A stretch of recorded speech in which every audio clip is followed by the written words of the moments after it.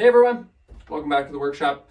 This video is going to be about a build I made, so a cutting board and coaster matching set using the same skateboard, and it's a set that I made specifically for someone here in Fredericton as a thank you for everything they do for the skateboard community. It's the owner of the local skateboard shop and someone who was a huge part in us getting in 2020 a brand new state-of-the-art skate park downtown. So this video goes out to you, Brian, otherwise known as Boss Man around these parts. So thank you for everything you do. And for everyone watching, this is my process. This is what I do, so you can see each step along the way for the most part, and how I make my coasters and cutting boards. Enjoy. My name's Dan, and welcome to my workshop.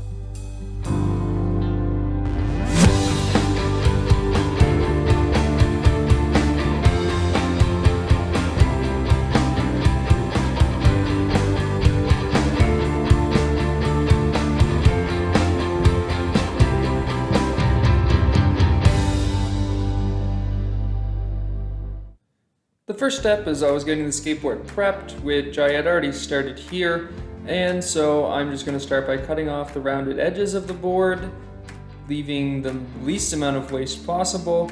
Then I'm going to measure it up, line it up, and start cutting my strips for the cutting board. These strips are about 1 inch in width, and there's going to be 4 strips. The rest of the cutting board will be used later. Now I'm just lining them up, checking out the patterns, and seeing what I like, and the maple was already cut. Now I'm just cutting off the excess of the strips just to make this a little bit easier to work with. Time for the glue up. Nothing fancy, but you definitely want to make sure you take your time making sure the glue is distributed well, and I do that by, well, simply using my finger. Nothing wrong with that, just making sure that all the wood's covered and there's no air pockets or there's no exposed areas.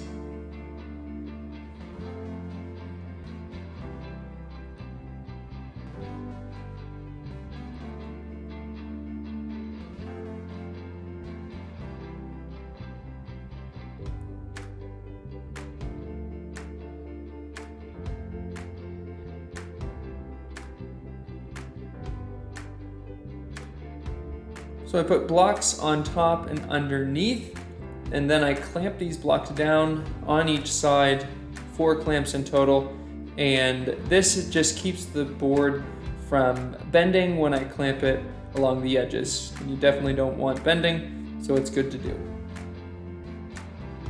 Then, after I clamp it all up, I use 2 clamps on each end and 2 in the middle, and I'm gonna leave it overnight to dry out. So after I left it overnight, it's time to take the clamps out and start prepping the surface.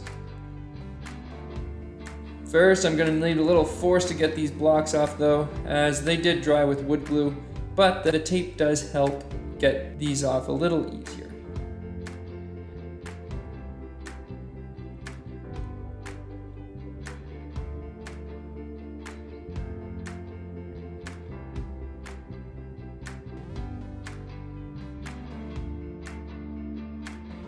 Now I take a chisel, holding it upside down, and I just chisel down the glue that dripped through and some of that tape that's still stuck on the board, just to make it better to go through the planer so that it's more of a flat surface and there's no big chunks of anything like glue or tape or even wood sticking up.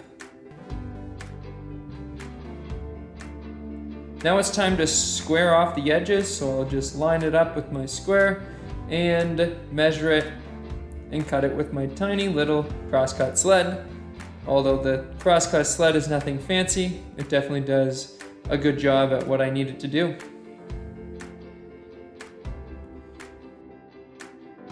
Now it's time to run the board through the planer. I do a few passes on each side, and yes, I need a better dust collection system. Now it's time to sand. Using a random orbit sander, I sand all the edges, surfaces, and even the corners a little bit with the sander. Next, I hand sand the edges just to make sure that everything is smooth and that nothing gets over sanded and that everything is looking nice and decently rounded, and soft to the touch.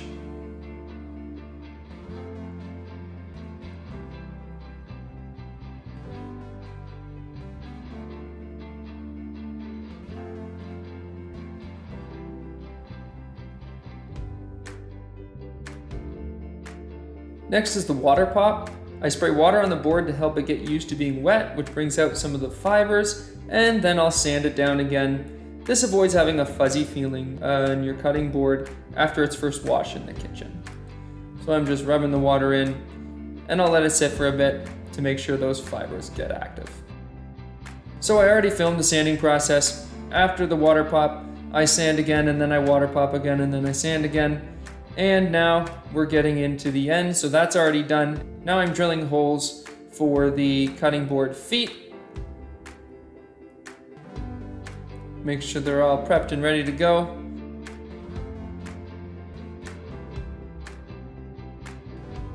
And it's time to put the feet on.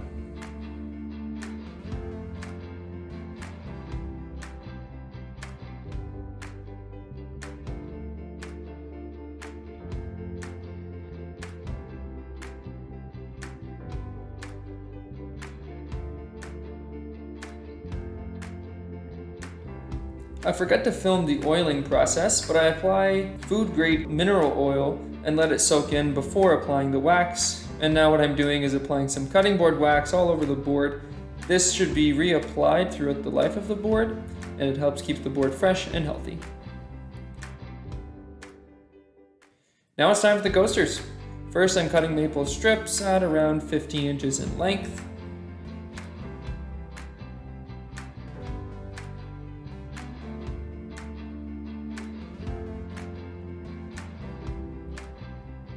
And now it's time for the skateboard strips. And so for the skateboard, I'm obviously using the same skateboard I had used for the cutting board and just using what was left of that board that I had cut before, with a little smaller strips this time.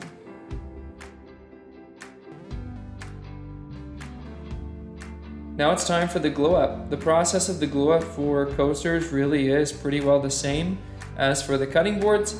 But first for these, they're tiny edges, so I'm just making sure that everything is nice and smooth and that the edges are going to go together properly. Now it's time to glue up and make sure that the glue is distributed evenly and well again before I clamp it all up.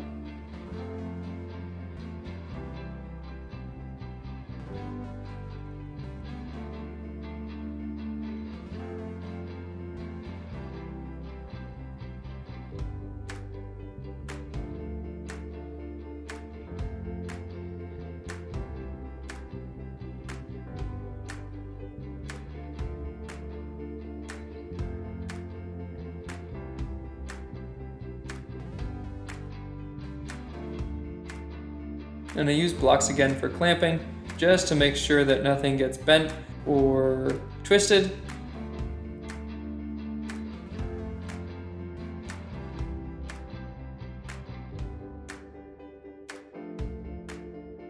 And then I put the clamps on the same way, one on each end and two in the middle.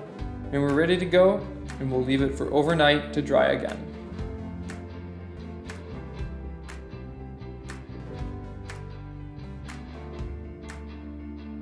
So the clamps have been on overnight. It's time to take them off and prep the coaster strip to go through the planer.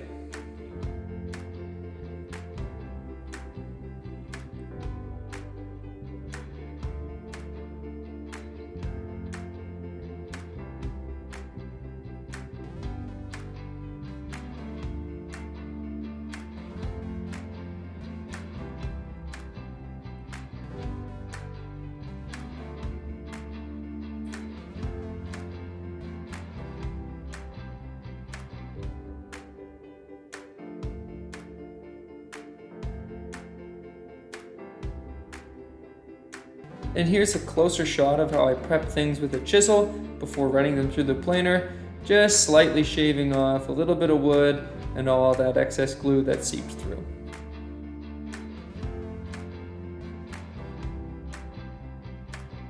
Now for a few passes through the planer, just like the cutting board.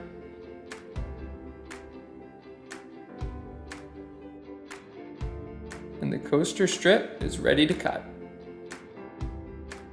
Now I'll mark up the edges to square them off, and then measure approximately each size of each coaster, which is 3.5 inches by 3.5 inches, leaving about 1/8 of an inch between each coaster on the strip to account for the width of the saw blade.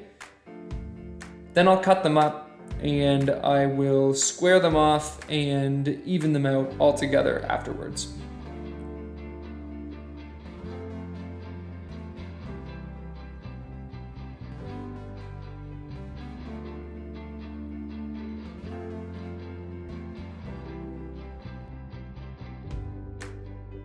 And I use the little cut off ends and turn them into little keychains.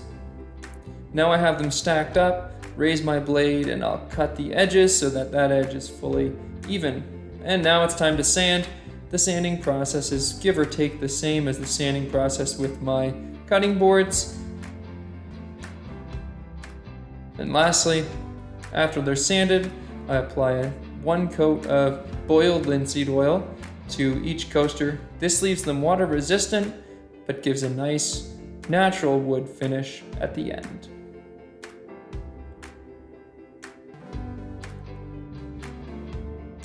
And that's a wrap.